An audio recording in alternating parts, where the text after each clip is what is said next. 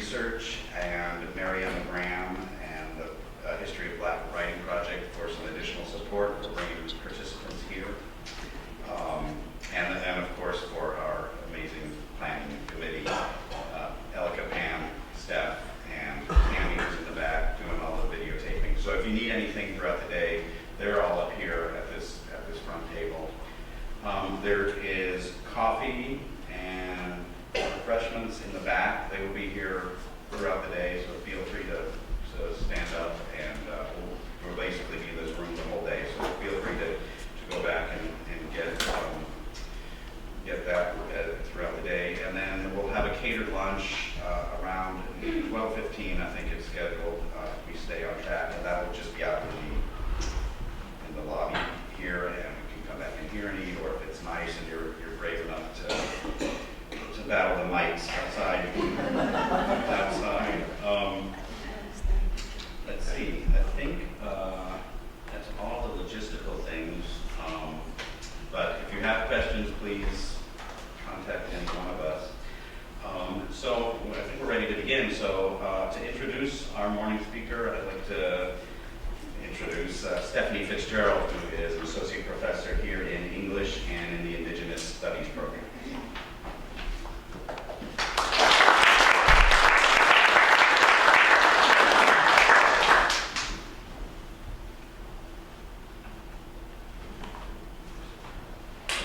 Good morning. Our first speaker today is Christen. Kim is an associate professor in the Department of English, the associate director of the Digital Technology and Culture program, and director of digital projects at the Plateau Center for Native American Programs at Washington State University. Her work explores the intersections of cultural heritage, archival access, traditional knowledge, intellectual property rights, the ethics of openness, and the use of digital technologies in and by Indigenous communities globally. Dr. Christen Withy received her PhD from the History of Consciousness Department at the University of California at Santa Cruz in 2004. Her research interests include issues such as open access, digital technologies, cultural heritage management, sovereignty, and intellectual property rights as they intersect with Indigenous peoples' rights and relations globally. Please join me in welcoming Dr. Kim Withy.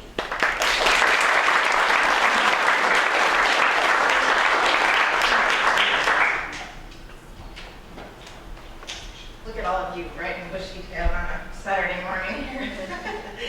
Thank you for coming.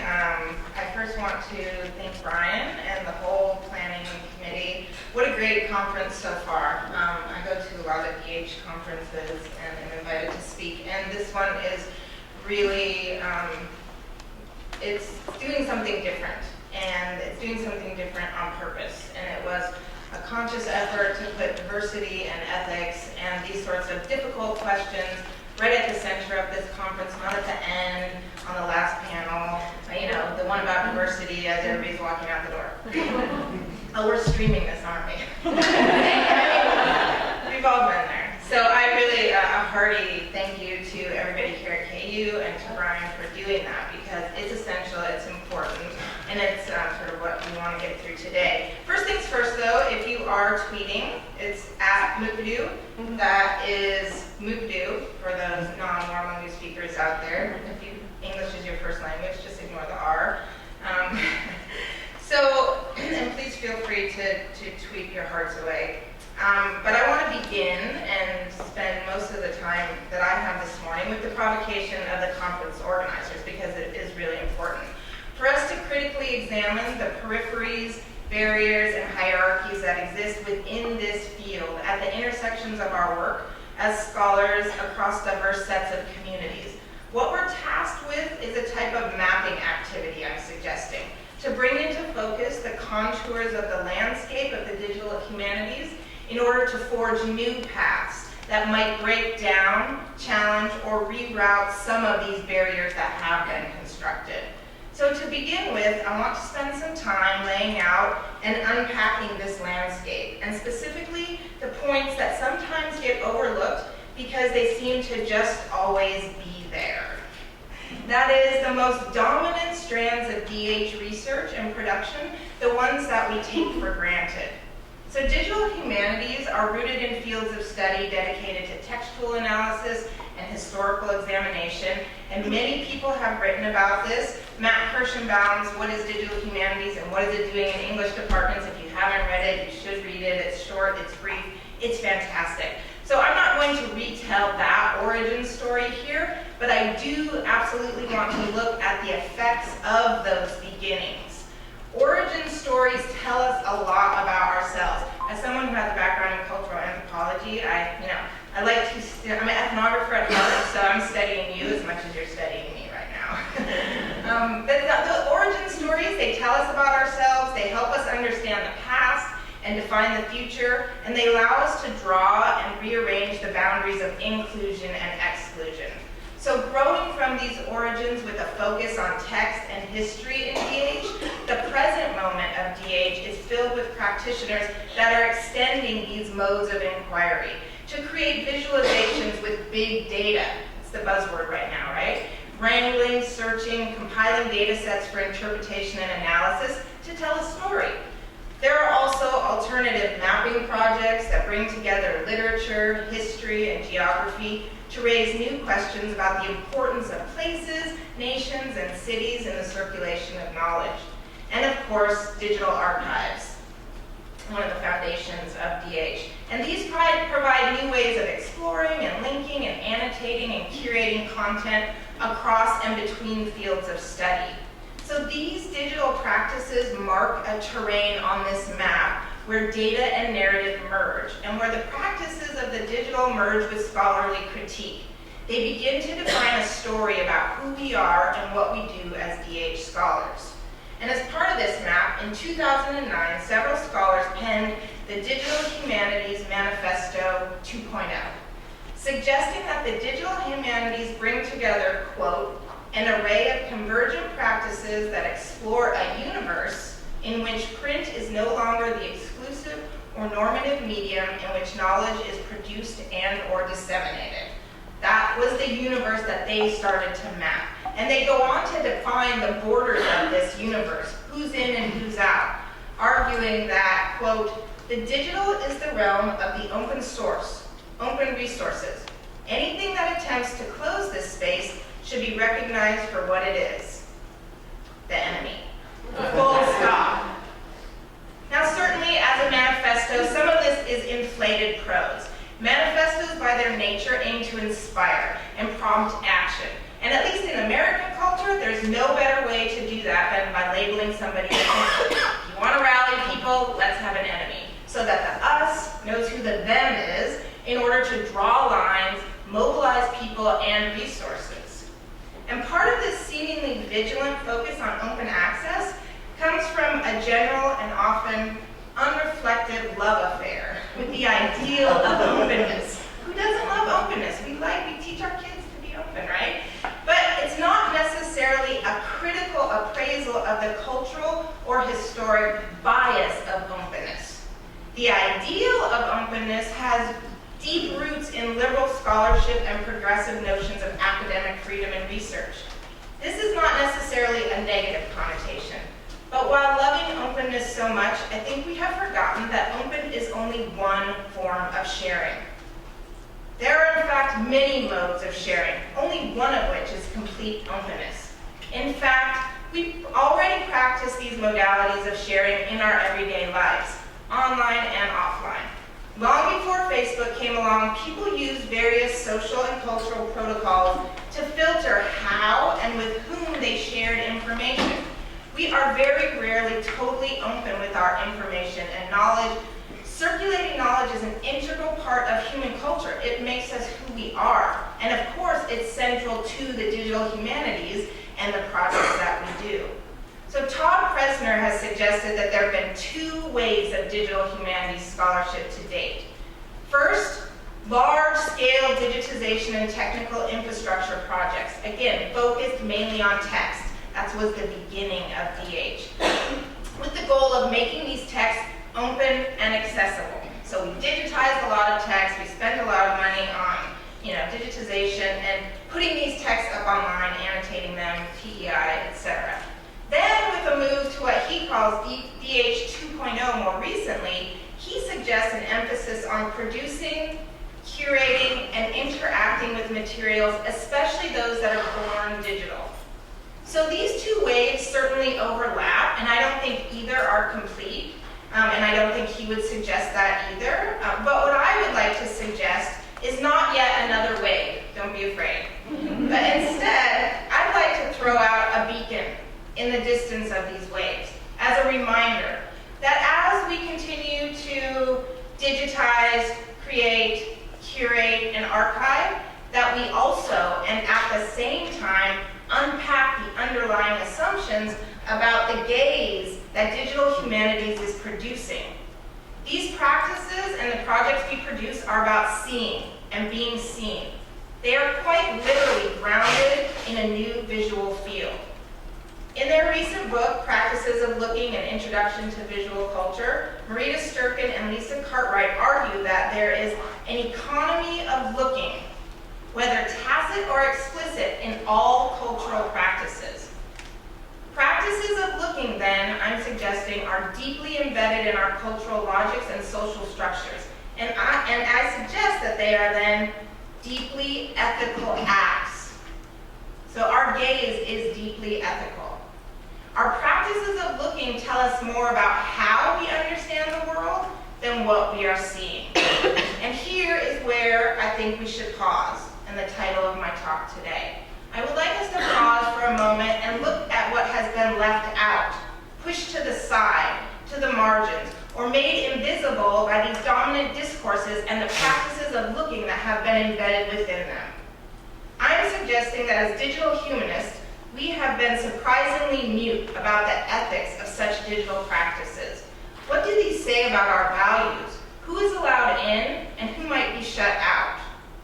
I also think we are uniquely poised at this moment to make sure that the H in DH, the humanities, complements the technological impulse by emphasizing and fostering relationships between communities and pursuing the ways in which technology can bend to the needs of diverse sets of users, as opposed to a more consumerist model based on numbers, where software is judged by its imagined global reach.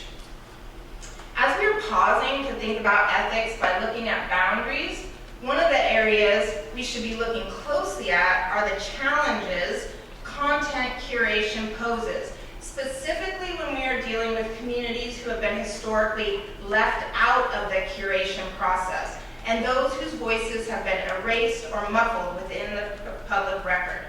So over the last 10 years, with digital tools and platforms that rely on and privilege user-generated content, and curation growing in popularity, it's out there as a term circulating, we're all curators apparently. The modes and workflows for curation as imagined within this digital landscape have been linked to outward-facing export processes and practices.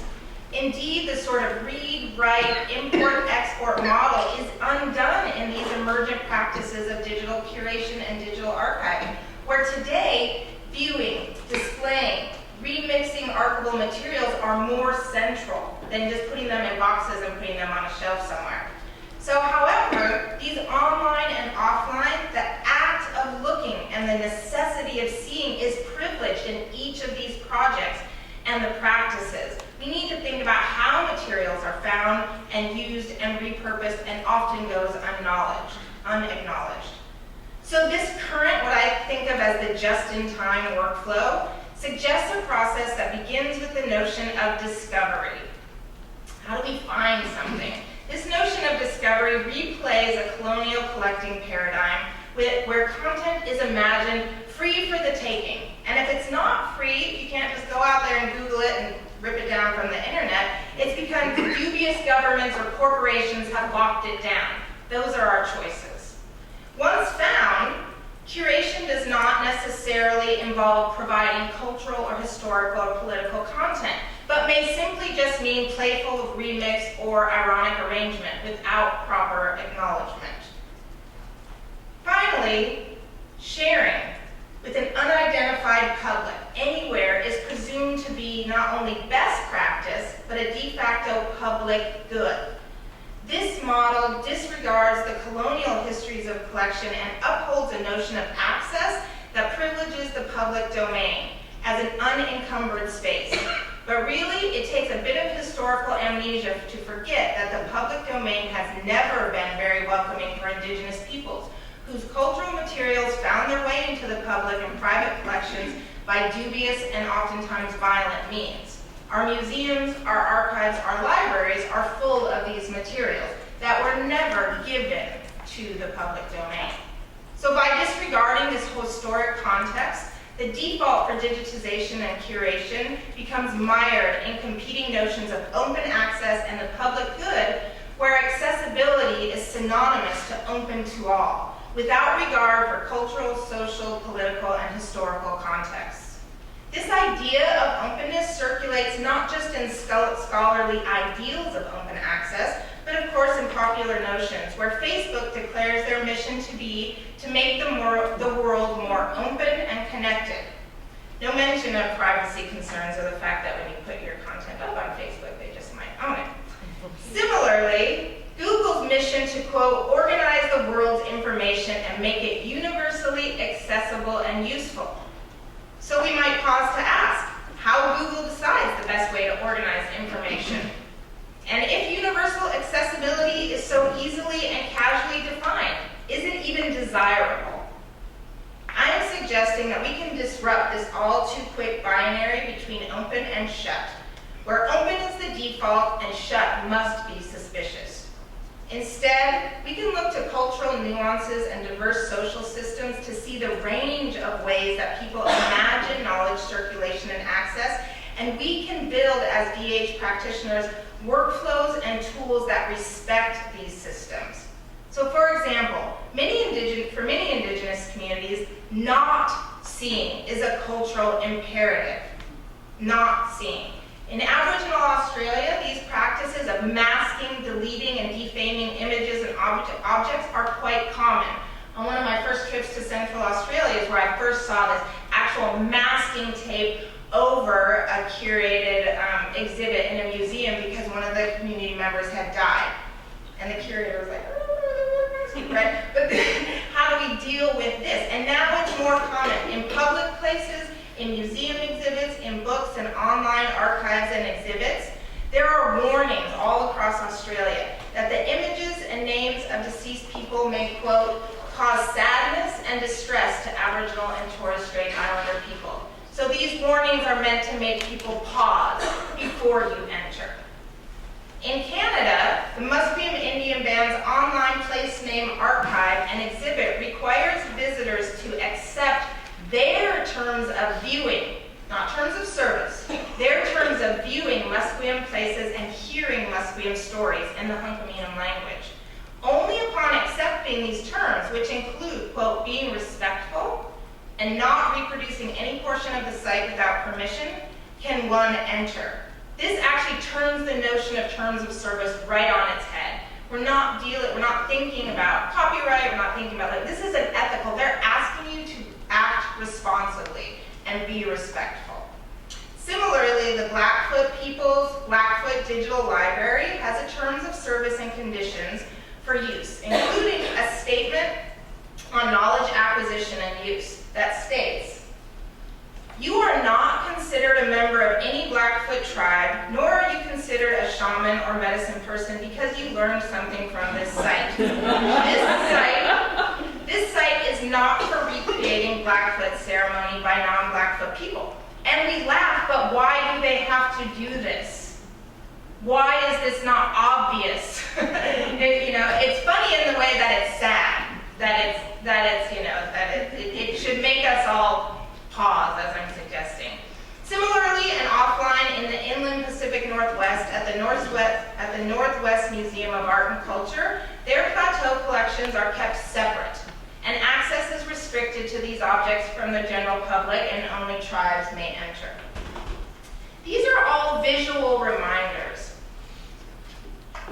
They're visual reminders of tactile, material, and embodied ethical practices of not seeing that change the default of curation and call into question assumptions about knowledge acquisition that the act of looking and practices of seeing presume. Right? Seeing is believing. It's everywhere. It's how we think about knowledge. It's intimately linked to this idea of seeing. But what I just showed you in these indigenous systems disrupt this continued disavowal and this notion that information wants to be free. This narrative permeates our online viewing and the associated notion that varied viewing practice must be a dubious form of control or an abuse of power. Those things exist. I'm suggesting these are not one of them. These are cultural and ethical imperatives. So the vocabulary of censorship and open access actually limits our ability to see different ethical systems at play within archival practices, curatorial workflows, and modes of viewing. So we can learn something from indigenous systems of knowledge, circulation, and stewardship. We can see that knowledge is always grounded. It's rooted to local places and people. Even as it travels, it takes with it these cultural protocols for how to act in relationship to that knowledge. We can embed these diverse practices of looking and protocols for action into the architecture and aesthetic of DH practices. We can do that.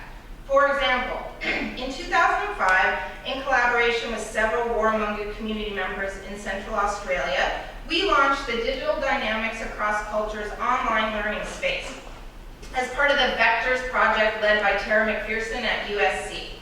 Our goal was to use the medium itself to disrupt the message of openness online. Like colonial frameworks of discovery, the expectation of online search is that you will find what you're looking for and you will be able to use it for your own purposes.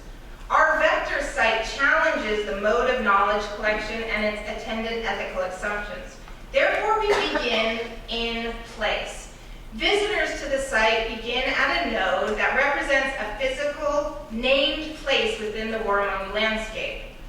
All knowledge is placed, and all places have knowledge. You can't know without being there. Therefore, users can track the knowledge, and the dots you see are as you move from one place to the next.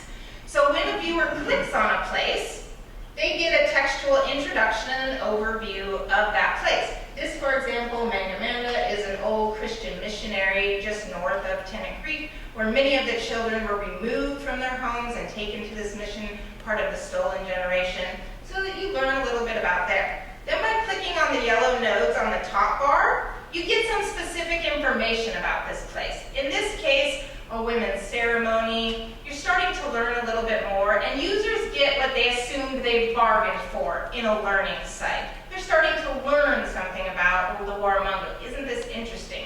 So we're fulfilling that expectation, but then we're not. So as viewers continue to maneuver through the site, a photo may be partially covered because the person in the picture has recently passed away. Or as you were watching a video clip, you might be interrupted. And put them in the back, and now she can't see them. One compliment. I couldn't see them. That was behind that shield. Yeah.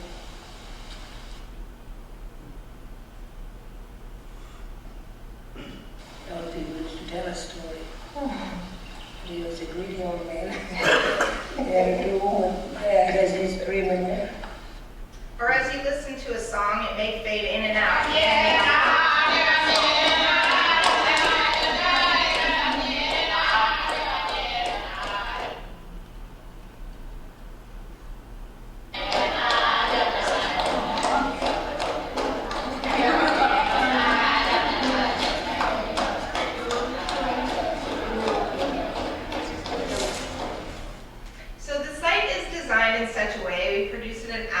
That a random sampling of material will always come up with one of 9 protocols related to circulation and access. The 9 protocols that the Warramungu community already uses for their circulation practices offline. If someone is deceased, what country you're from, what family you're from, who's your kin. These are systems that already happen for knowledge circulation and reproduction offline. We're trying to mimic that online and get people to start to think about that circulation. We also purposely did not translate War Among You language or song. We didn't clean up video or audio as part of our goal to disrupt the assumption about learning spaces. And I had a really long, when this site first launched, blog back and forth with an anthropologist who was really upset that we hadn't cleaned up the audio and that we could clean it up and he couldn't understand it. And I was trying to explain to him that that's the point. We want you to understand something else. And this is a PhD in anthropology. And I finally just, as some blog conversations go, you just get out of the comments because you realize but we were frustrating him. We wanted to frustrate him. This is not a site about War Among You language and culture. This is a site about us viewing War Among You language and culture as if we could, in just sort of this really open way, understand. So instead, in each case, when a viewer is stopped, right, they're frustrated. So our goal then is to get them to learn about the protocol. So we have a short explanation. And also, in some cases, short animations explaining the protocols for information. And all the animations, all the artwork, everything on here was done by War Among You community members. They did every single bit of this. This was not done by USC or Vectors folks.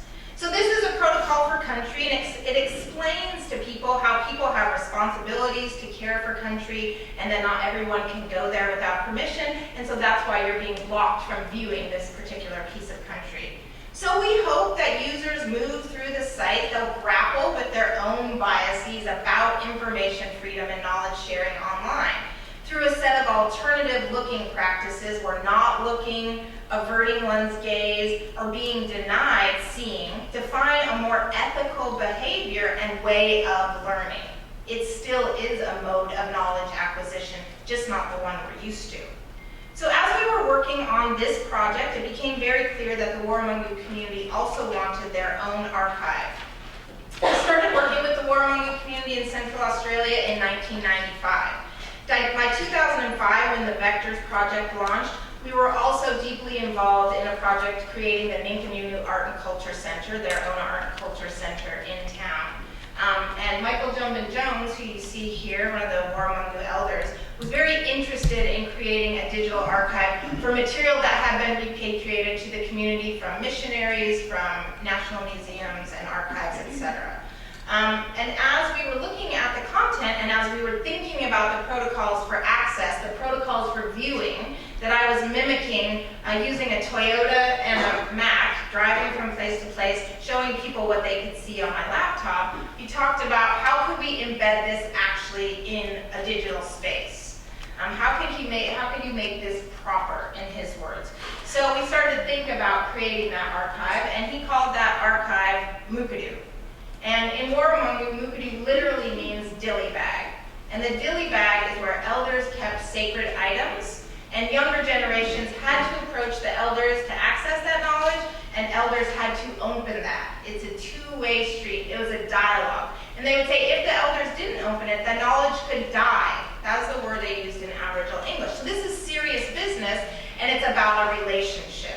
And so Mr. Jones also said that the archive, Mukadu, should be like the dilly bag, a safe keeping place, mimicking those same types of relationships. So 2 years later, in 2007, after 2 years of community consultation and feedback, we launched the Mukadu Wumparani Kari Archive, a standalone browser-based community digital archive that enacts War Among You protocols for viewing, circulating, and creating knowledge. So every piece of content in the archive is tagged with what we call a sharing protocol. How should this content be shared within the community?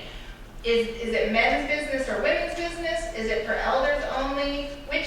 From which family and which country do you need to be to view this item? This is a slow process. We uploaded items one by one. It reflects the community's emphasis on proper relationships, and it assumes a social and cultural relationship to the knowledge and the materials in the archive.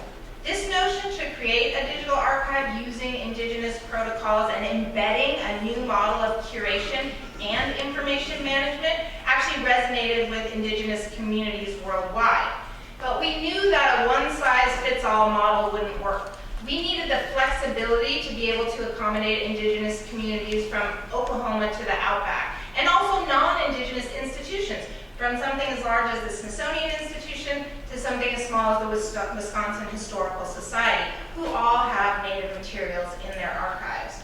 So over the next 2 years, we built Mukadu CMS. So Mukadu is a free and open source content management system. It's totally configurable and customizable to the cultural and social needs of any community, cultural center, library, archive, or museum. Our current 2.0 version grew from what we call community software development.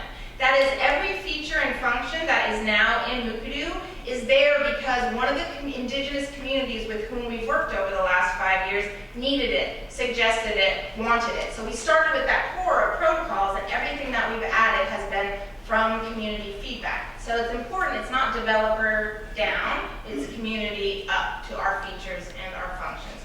Most importantly for Indigenous communities and others, our terms of service. That's it. It's yours.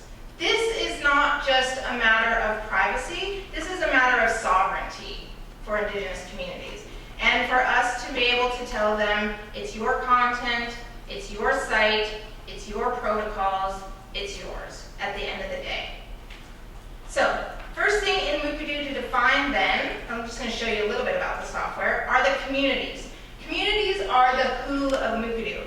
Communities group site users together and start to define access. So yesterday in our workshop, we created a community. We have here our IDRH protocol workshop community.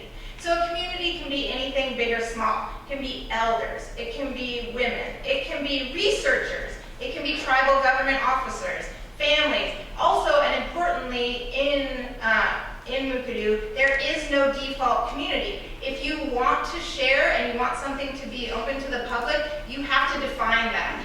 Every piece of content has to have a community attached to it. So if you want it to be public, you have to say that. And I find that really important and ideologically significant, that we have to suggest that the public is not nondescript, it's not neutral, that we're defining who you are.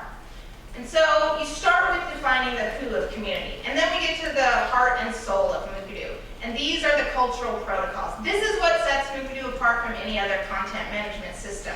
How is knowledge circulated and accessed within the site? And again, these are configurable to anything by any community. These are some that we see often. Again, gender, men's business, women's business. Seasons is one that we're seeing. So often within Indigenous and Native communities, some knowledge can be only shared in certain seasons. So you start to get a seasonal cultural protocol. Or sacred, again, materials that can only be used or viewed by certain community members. But if you're using this within your library or within your department or within your museum, you can have all kinds of protocols for access. You could have one that's to be vetted. So things that you're not sure, you're doing research and you don't know what to do with these yet, and you don't want to make them open, but you want to start to archive them, put a to be vetted strict protocol on there, and then only the people that are added to that protocol can see them. And then you can work with a community or work with a researcher and make sure that then the thing that you're going to open up eventually is something that should be shared. And the protocols can be layered, so you can have something that can only be viewed by men from a certain clan at a certain time of year. So there's not just an option of one or the other. But also importantly in Mukadu, we also wanted to reflect community histories and stories and narratives around content. As I said with the vector site, all knowledge is storied and placed. So we wanted to build out extended sets of metadata to allow Mukadu to handle multiple records for one item. So as you see across the top, we have a record that was given back from the National Anthropological Archives at the Smithsonian Institute to the Plateau People's web portal that we run at WSU on Mukadu. So we have the record from the Smithsonian Institute, and you have some information here.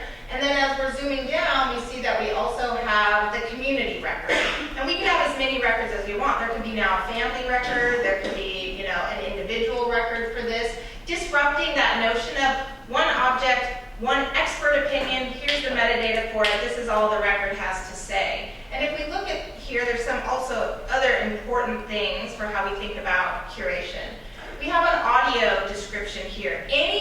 fields in Mukadu now, cultural narrative, traditional knowledge, description, can all have audio or video. We're disrupting that notion of the text, of that type of literacy, and also allowing for the fact that songs might be traditional knowledge, that a dance might be traditional knowledge.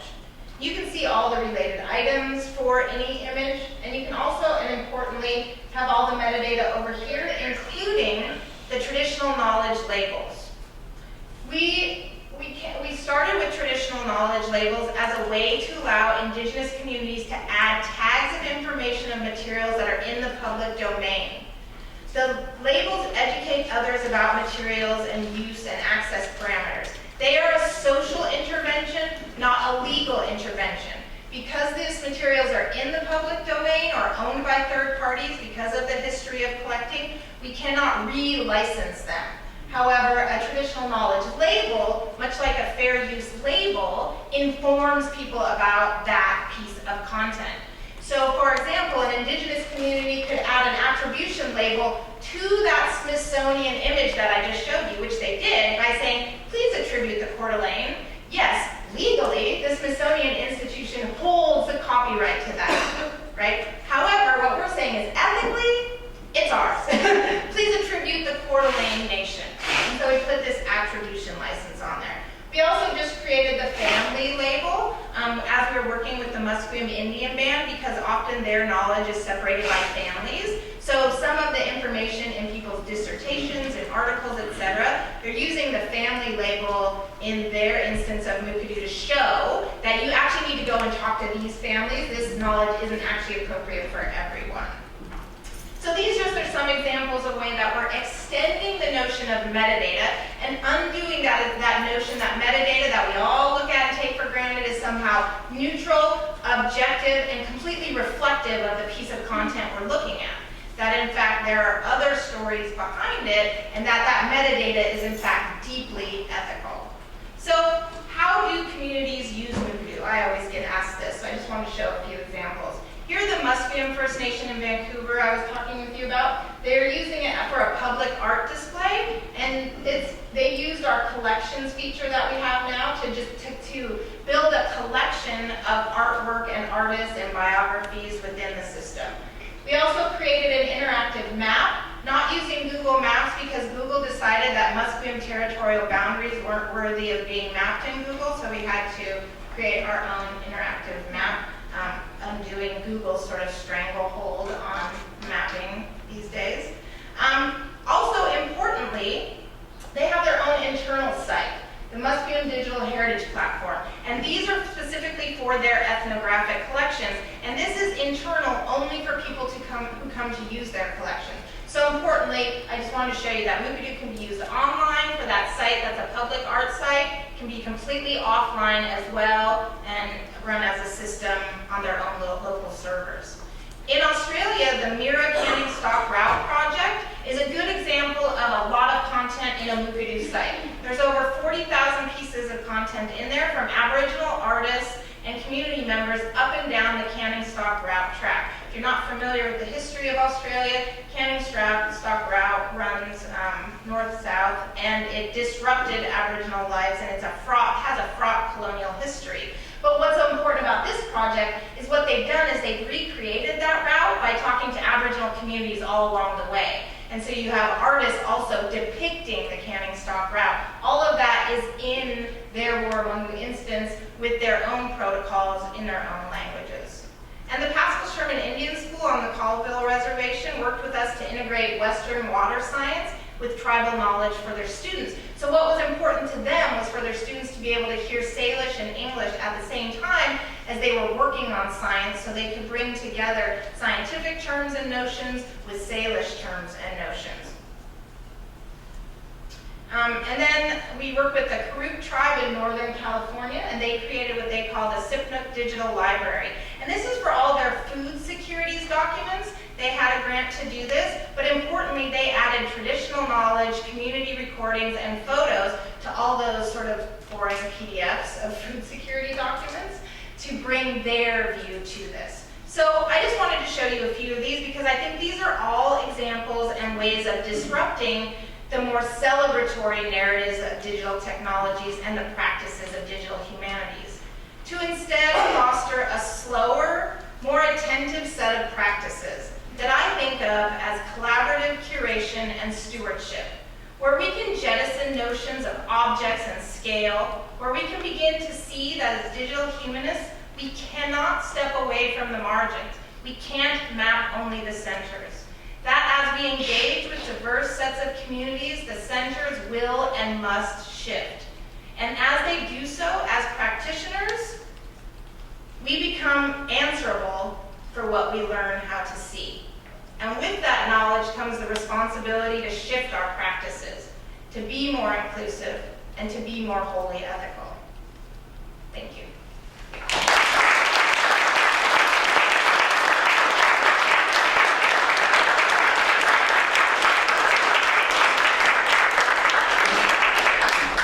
And I'm more than happy to take questions or throw things at me, whatever seems more appropriate.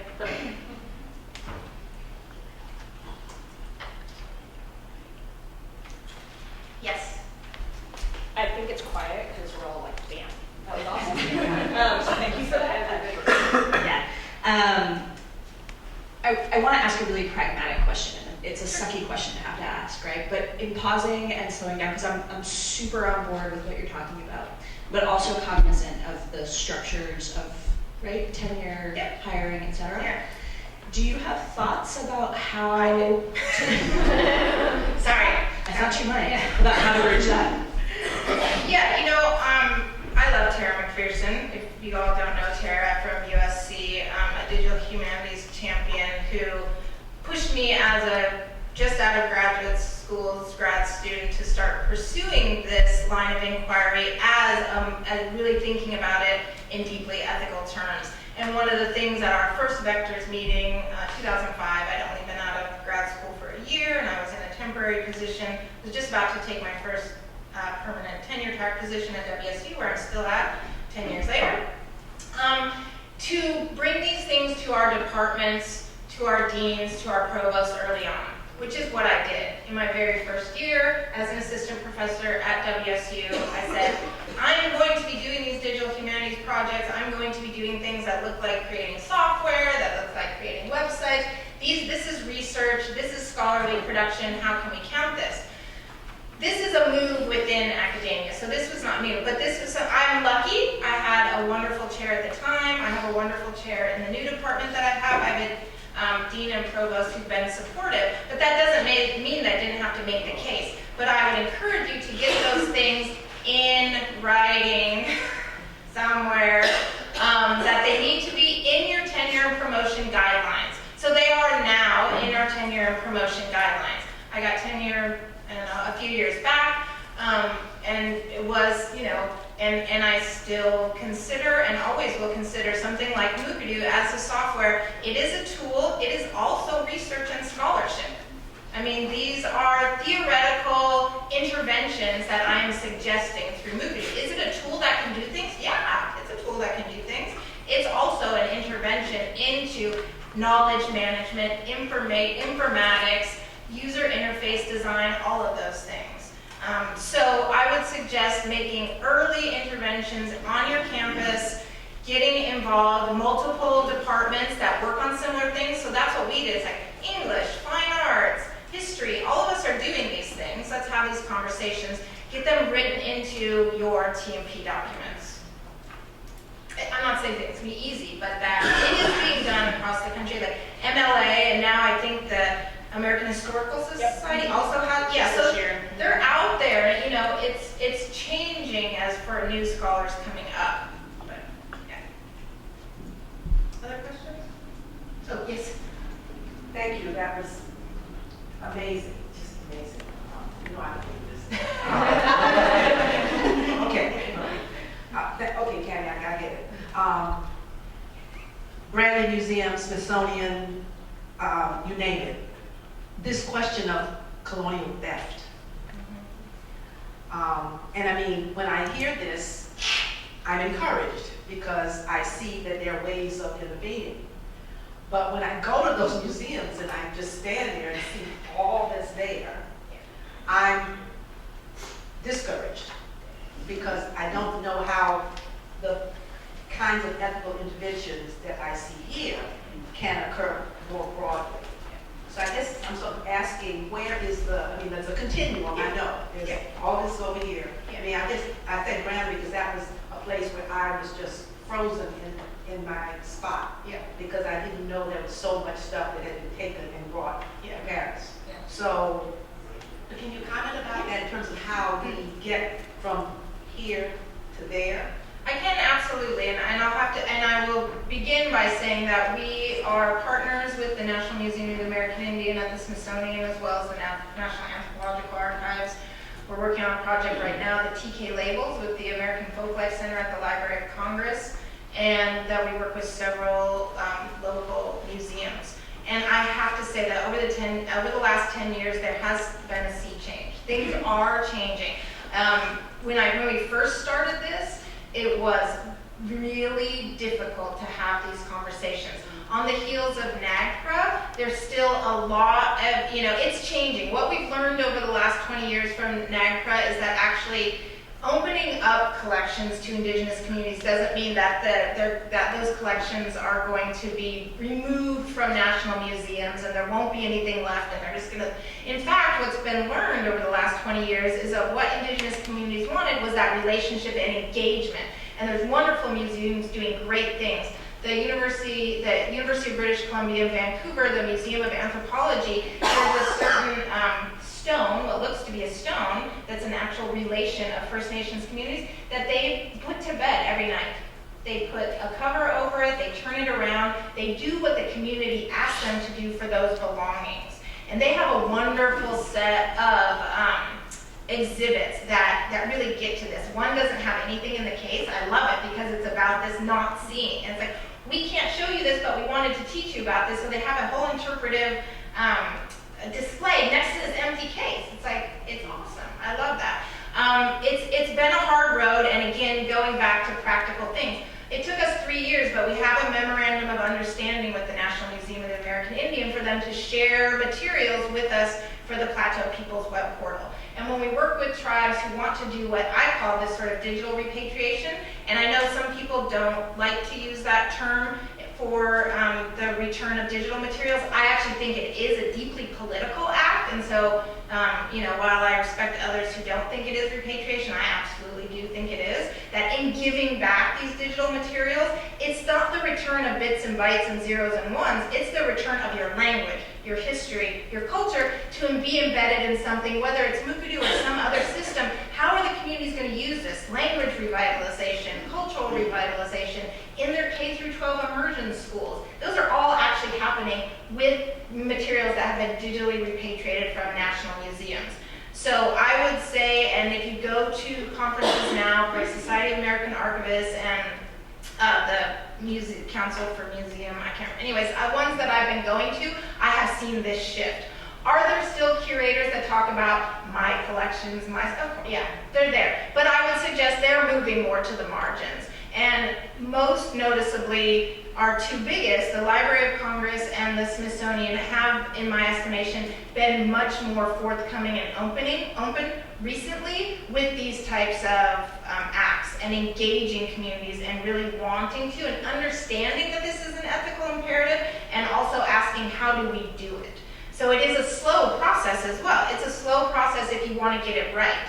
How do we do it with one community is going to be different from the other. But it absolutely is happening and shifting, and that's why I said it's this moment that those of us in DH who deal with these types of collections can make these interventions, because you can go to those institutions with the communities and say, these are the records you have, these are the collections you have. Let's work together. What can we do to build a relationship around producing more informative narratives about these collections?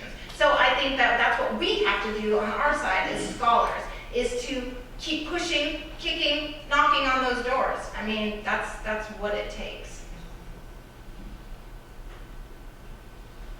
Anything else?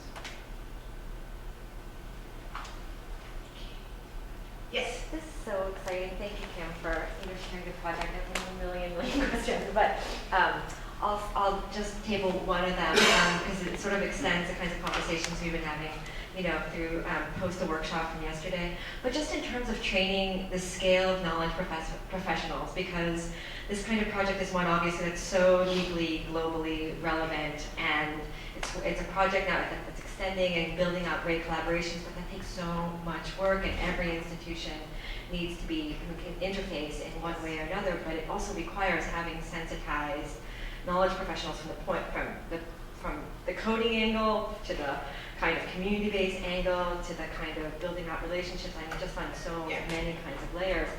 It's because it's so deeply interdisciplinary.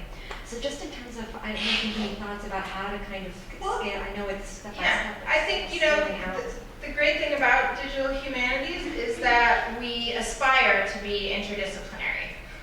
I say that we aspire to be interdisciplinary because we're still oftentimes locked in some, traditional humanities departments. So I think as digital humanists, we need to reach out to our I schools, our information schools, to our library schools. We'll say it again today. I love the librarians at Washington State University. They are awesome. These projects wouldn't exist without wonderful librarians who got it at a core level. We need to change metadata. We need to think about ethical practices of information sharing in really deep ways that affect our catalogs, our collections management systems, things that we thought were just neutral and they were just doing their job and we're just plugging in data. And so that absolutely needs to happen. So if we can partner, with information schools, with libraries, with the computer science programs on our campuses, teach classes together, do DH projects together. Do not keep your technologists separate from your scholars and humanists. Don't have the technologists meet and create the database and then you do your research over here and you all come together at the end. The reason these work is because community software development. What are the needs of the community? Keep going back to that. And then the engineers and the developers will start to shift, and probably the scholars and communities too. You're going to come together in a relationship. So I really hope that we can actually enact an interdisciplinarity that brings those sort of ethical imperatives to all the multiple conversations that we're having.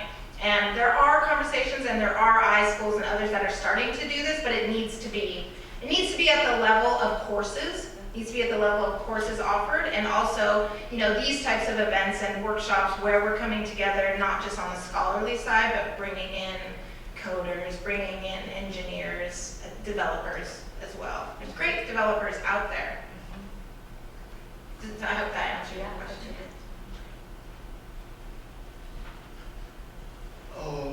I'd like you to tell us if the efforts that you have been involved in, which I think are totally admirable, have ever been discussed in the context of what UNESCO and the UN do.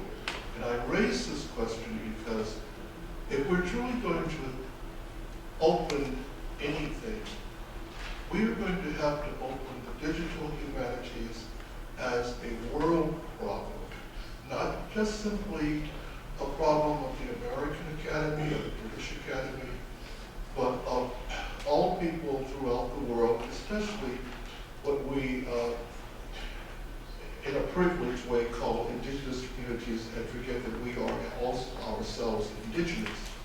So would you comment on that, please? Yeah, yes, those conversations, particularly around draft documents that UNESCO has done in the UN with the Declaration on Indigenous Peoples' Rights, have definitely been on the radar of these conversations, specifically at the Society for American Archivists, where these are being talked about, as well as within museum studies, particularly the UNESCO draft. Specifically this, yes, so WIPO, the World Intellectual Property Organization, which is part of the UN, approached me in 2008 about using Mukadu, before Mukadu was actually built. We're still in the process, of scaling it to anything that could be considered not a one-off. With exactly this type of problem that they were dealing with a program that they were doing with the Maasai. Had the exact same types of issues around knowledge circulation and content curation, and so they're very attuned to it, but very specifically in terms of traditional knowledge. So actually my partner, Jane Anderson, and I, for the Local Context Project, 3 years ago we presented at the United Nations, and it was a little daunting to me. You're like, ah, we're really doing this. But we presented at the UN at the WIPO for part of the WIPO conference about using traditional knowledge labels. And so I have my doubts, however, that we are going to change things from an international level down. While I think the United Nations declarations and things coming out of UNESCO and WIPO are important, I also know that the grassroots, sort of ground level community on the ground, what are we doing now today, that those need to be more part of the conversation. So bottom up, top down, it's actually somewhere in the middle we need to meet. And so there's not as much of that community conversation happening at the international policy level. It's unfortunate that that is what international policy is at the moment, and there are people who are trying to change that. The folks that we were working with at WIPO very much were interested in infusing these local conversations into the international conversations. It's very difficult. And it's difficult in the United States to have a conversation about sovereignty when we don't recognize that we have 400, we have sovereign nations all around us in the United States today, right now. And, we don't have that conversation. So getting down to sovereignty in terms of museum collections is part of this larger conversation about a national history and politics that we don't want to talk about. That's one thing we don't want to see, and so bring it into that conversation. So I don't know if that's an answer to your question, except for to say, yes, those conversations are happening at an international level, and scholars are part of those conversations. I think we need to make community members more part of those conversations. I think we're way